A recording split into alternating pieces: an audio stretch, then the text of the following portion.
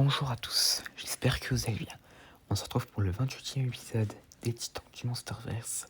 Aujourd'hui, je vais vous parler des Death Jackals, donc les espèces de droméosaures de Skull Island. Donc les Death Jackals sont vraisemblablement nommés en raison de leur comportement agressif et de leur rôle de prédateurs agiles, plus petits mais mortels dans l'écosystème de Skull Island, à l'instar des chacals. Et leur nom scientifique, Spinaea mortem, se traduit par spine death en latin. Donc les Death Jackals ressemblent à des théropodes avec des vagues traits de mammifères. Les créatures ont de longs membres postérieurs de type aviaire, ce qui se termine par 3 longs doigts griffus, une colonne vertébrale partiellement exosquelettique qui produit des épines ressemblant à des chevaux qui poussent à l'arrière du crâne et sur toute la longueur du dos du monstre, formant une crinière épaisse. Ils ont des visages reptiliens au long museau et une gueule remplie de dents broyeuses d'os. Bien que principalement bipèdes, leurs membres antérieurs à longue griffe permettent aux créatures d'adopter une posture quadrupède. Et le sang du Death Jackal est décrit comme étant blanc laiteux. Et certains Death Jackals peuvent être vus avec des membres manquants et des cicatrices du fait que les créatures se nourrissent souvent les unes des autres ou même d'elles-mêmes. Ce qui est assez glauque. Mais bon, donc les Death Jackals sont des monstres prédateurs voraces qui sont décrits comme hyper énergétiques par Monarch. Comme le rampant du crâne, les Death Jackals sont constamment affamés et doivent se nourrir en permanence. Leur faim est si intense que les créatures se nourrissent plus souvent les unes des autres, et même d'elles-mêmes, ce qui conduit Monarch à les appeler les autoprédateurs, et à les croire plus menaçants les uns pour les autres que pour l'humanité.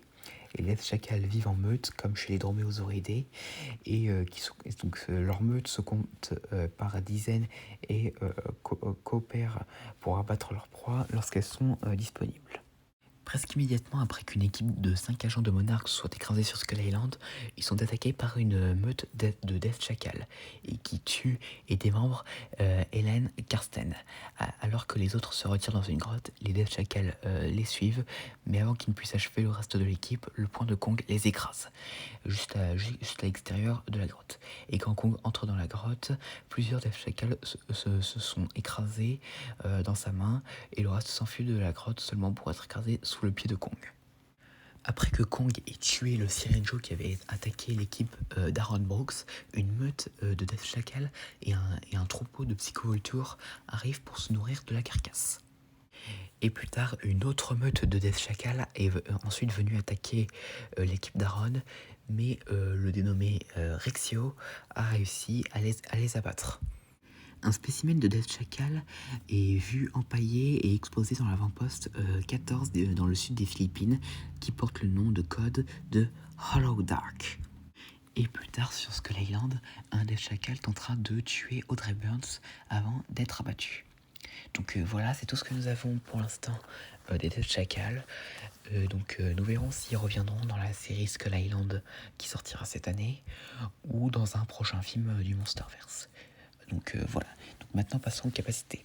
Donc les Death Jackals sont décrits comme hyper énergétiques avec l'agilité d'un léopard, ce qui implique qu'ils sont à une grande vitesse couplée à leur agilité. Leurs mâchoires sont aussi très puissantes, encore plus que celles d'un grand requin blanc, et peuvent facilement mutiler et déchirer les humains, comme on l'a vu avec Helen Karsten. Ils peuvent également utiliser leurs membres antérieurs griffus pour couper et saisir leur proie. Donc les Death Jackals peuvent survivre même après avoir eu des membres arrachés.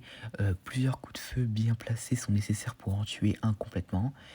Et ils ont une crinière de la tête à la queue, des épines décrites comme étant tranchantes, comme des fils de rasoir.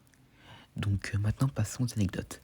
Les Death Jackals ressemblent aux Death Runners du roman illustré Kong King of Skull Island.